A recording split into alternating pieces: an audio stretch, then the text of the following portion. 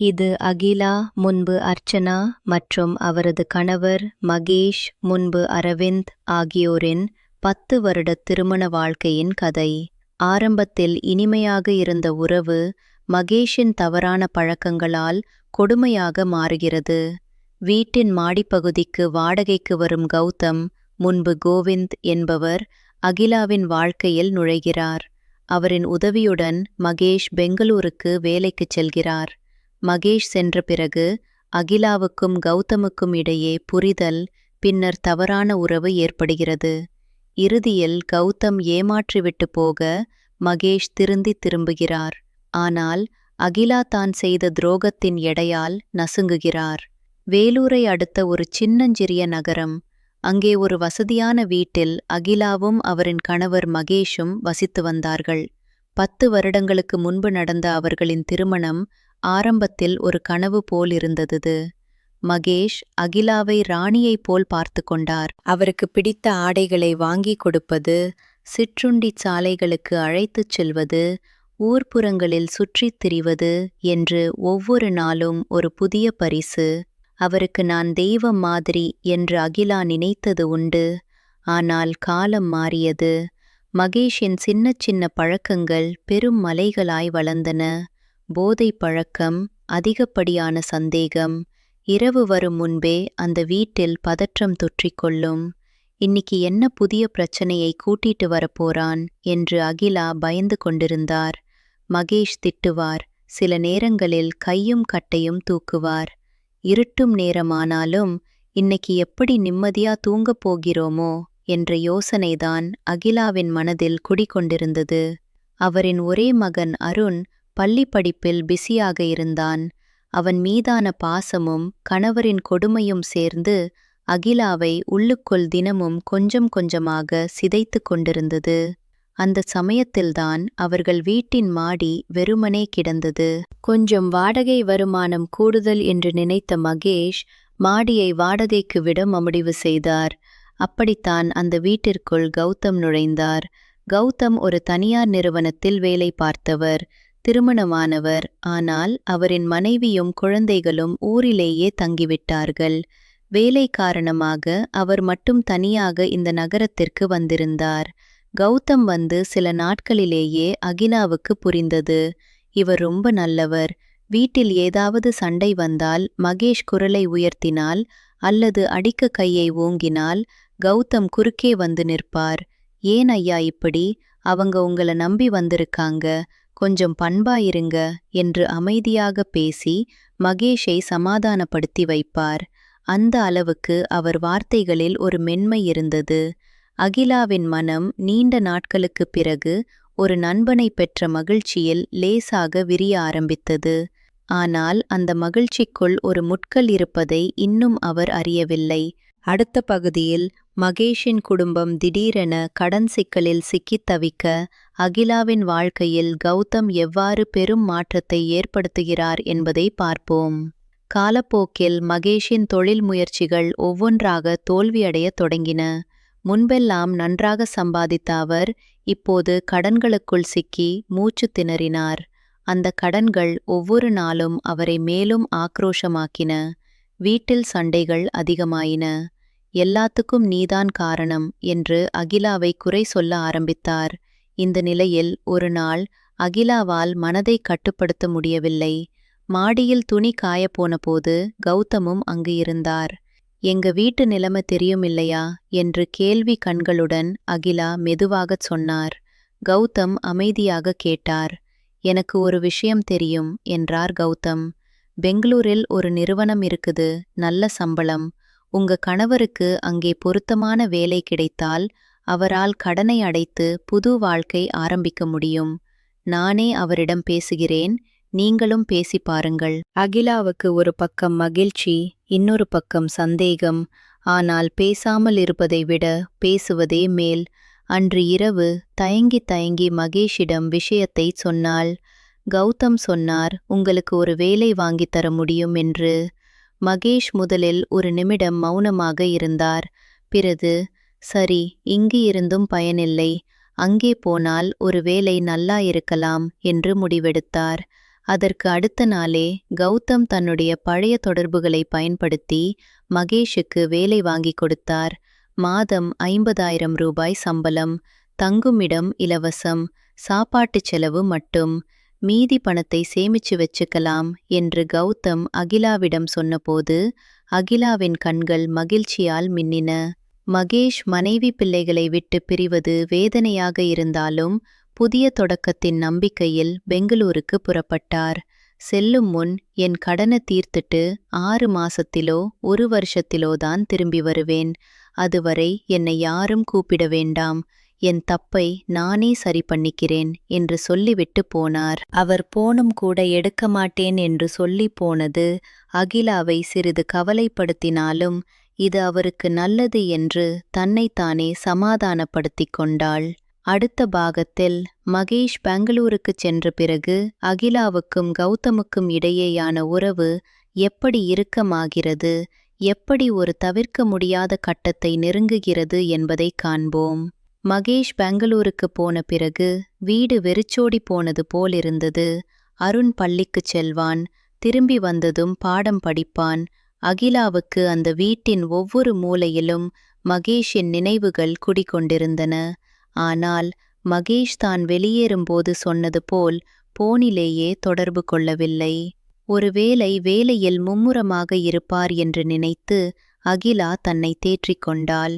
இந்த சூழலில் கௌதம் மட்டும் அருகிலிருந்தார். அவர் முதல் மாத சம்பளத்தை வாங்கி வந்து அகிலாவிடம் கொடுத்ததும் மகேஷ் சார் அனுப்பச் சொன்னார் என்றும் சொன்னதும் அகிலாவின் மனம் அவரிடம் நன்றியில் கணக்க ஆரம்பித்தது. சிறு சிறு பேச்சுக்கள் ஆரம்பித்தன. முதலில் மாடியில் தற்செயலாகச் சந்திக்கும் போதெல்லாம் காப்பி வேணுமா என்று கேட்பார் அகிலா. பின்னர் அது தினசரி உரையாடலாக மாறியது. ஒரு நாள் கௌதம் சொன்னார், அகிலா, உங்கள மாதிரி ஒரு பொண்ணு எனக்கு மனைவியா கிடைச்சிருந்தா என் வாழ்க்கையே வேற மாதிரி இருந்திருக்கும். இந்த வயசுல கூட இவ்வளவு பக்குவமா நீங்க உங்க குடும்பத்தை பாத்துக்கிறீங்க. உங்கள பார்த்ததும் எனக்கு உங்க மேல ஒரு தனி மரியாதை வந்துருச்சு. அகிலாவின் மனதிற்குள் ஒரு சலனம் எழுந்தது. அவர் பதில் சொல்லத் தெரியாமல் திகைத்தார். இல்ல, நீங்க தான் ரொம்ப நல்லவர்.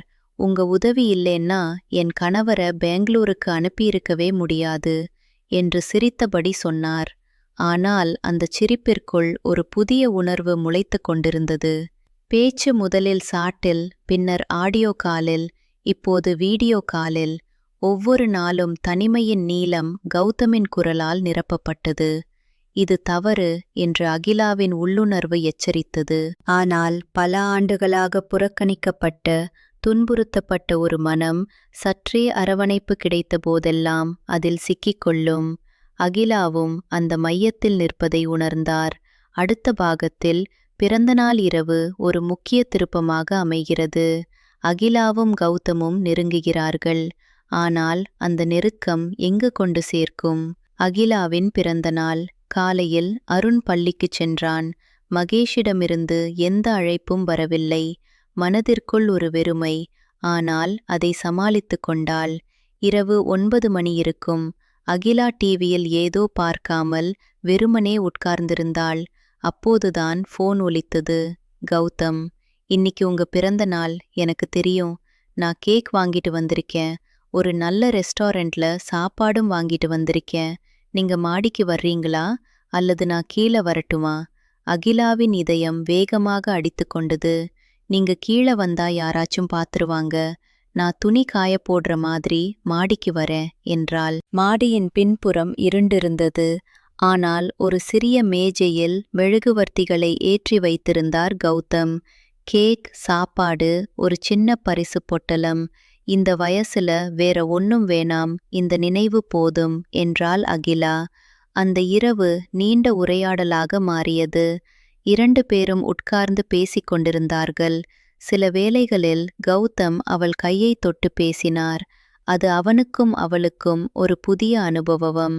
உங்களை திருமணம் பண்ணியிருந்தா என் வாழ்க்கை எப்படி இருந்திருக்குமோ என்று சிரித்தபடியே சொன்னாள் அகிலா.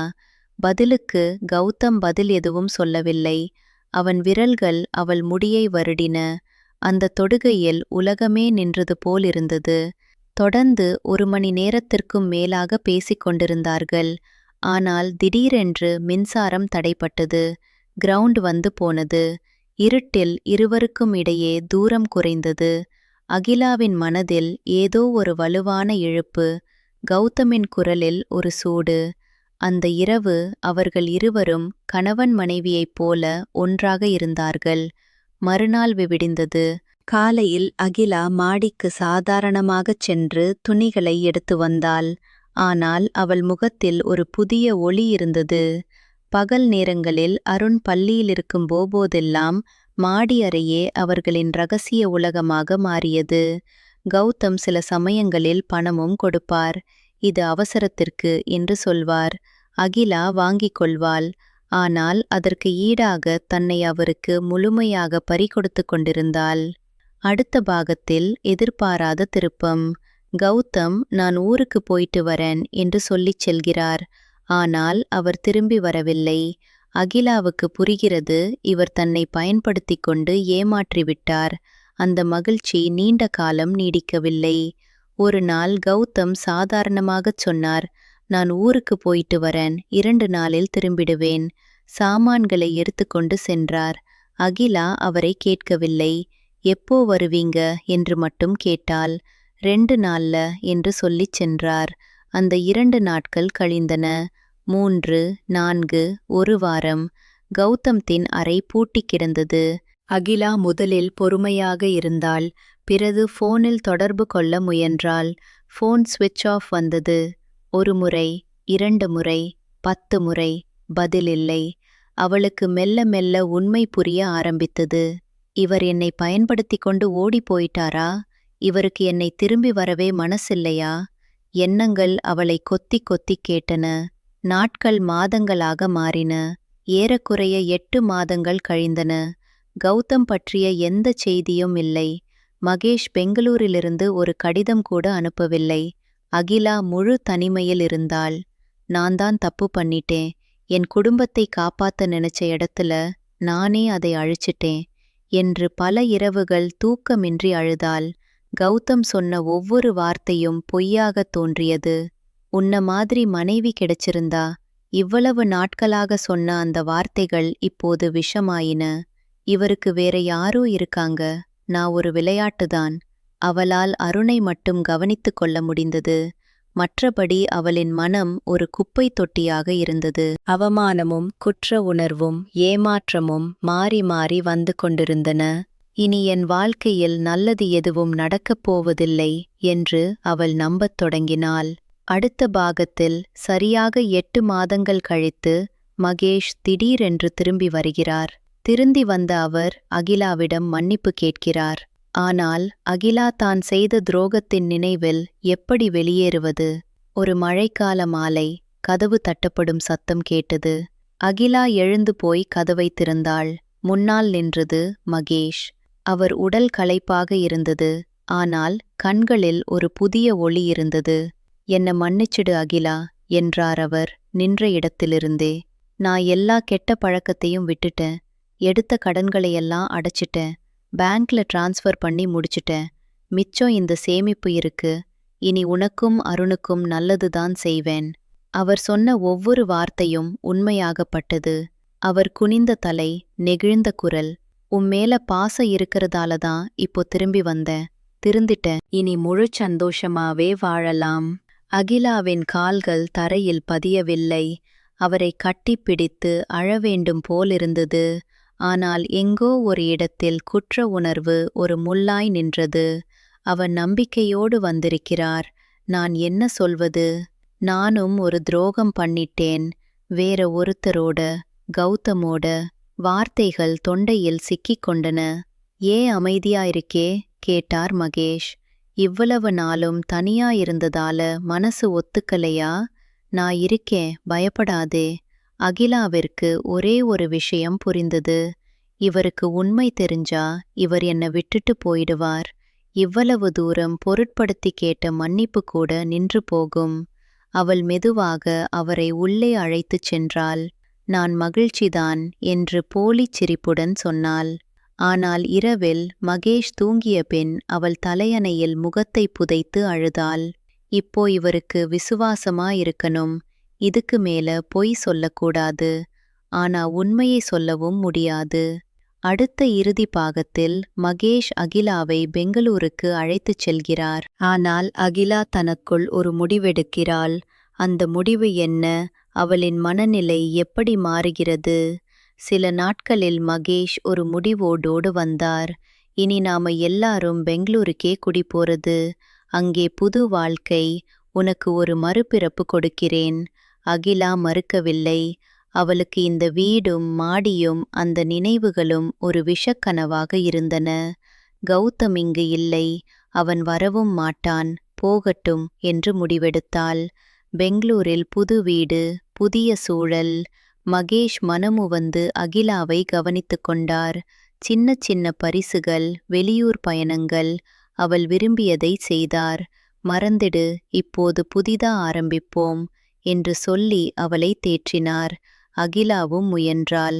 அவருக்கு நன்றாக சாப்பாடு போடுவது, வீட்டை ஒழுங்காக வைப்பது, அவருக்கு வேண்டிய உதவிகள் செய்வது. ஆனால் இரவுகள் மட்டும் கொடுமையாக இருந்தன.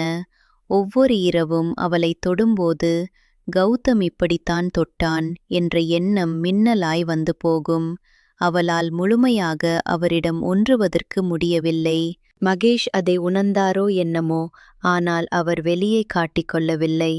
இவ்வளவு நல்லவராக இருக்கும் இவரிடம் நான் ஏன் அந்த தவறை செய்தேன் என்று ஒவ்வொரு நாளும் அவள் தன்னைத்தானே கேட்டுக்கொண்டாள். இனி என் வாழ்நாள் முழுக்க இந்த குற்ற உணர்ச்சியோடுதான் வாழணும். ஒரு நாள் மகேஷ் சொன்னார், நான் உன்னை மன்னிக்க ஒண்ணுமில்லை, நீ ஒரு நல்ல மனைவிதான். அந்த வார்த்தைகள் அவளுக்கு இன்னும் வேதனையை கொடுத்தன. ஏனெனில் அவர் மன்னிக்க வேண்டியதே அவளிடம் இருந்தது. ஒருவேளை அவருக்கு தெரியுமா, ஒருவேளை அவருக்கு தெரியாதா? கடைசியில் அகிலா ஒரு முடிவு செய்தாள். இனி இவருக்கு உண்மையான மனைவியாக இருப்பது. கௌதமம் ஒரு பொய்யான கனவு, அவனை மனசிலிருந்து முழுமையாக அகற்றுவது. ஆனால் மறதி அவ்வளவு எளிதில் வருவதில்லை. ஒவ்வொரு முறை தனியாக இருக்கும் போதும், என்னை அவன் ஏன் ஏமாற்றினான், நான் ஏன் அவன் சொல்லை நம்பினேன் என்று கேள்விகள் வந்து கொண்டே இருக்கும். வெளியே பார்க்க மகேஷும் அகிலாவும் சந்தோஷமான தம்பதி. ஆனால் அகிலாவின் மனதில் ஒரு புண் ஆறாமல் இருக்கிறது. ஒருவேளை ஒரு நாள் இந்த இரகசியம் வெளிப்பட்டால் என்று அவள் பயப்படுகிறாள். அதுவரை அவள் புன்னகைக்கிறாள், பாசத்தை காட்டுகிறாள், விசுவாசமாக இருக்கிறாள். ஏனெனில் அதற்கு மேல் அவளிடம் கொடுக்க எதுவும் இல்லை. இது ஒரு பாதிப்பூர்வமான முடிவு, ஒரு துரோகம், மன்னிப்பு, மறதியில்லா துன்பம். அகிலாவின் மனதில் என்ன நடக்கிறது? அவளால் எப்போதாவது முழுமையாக விடுபட முடியுமா? பதில் வெளியில் இல்லை, அவள் மனசுக்குள்ளேயே பூட்டி கிடக்கிறது.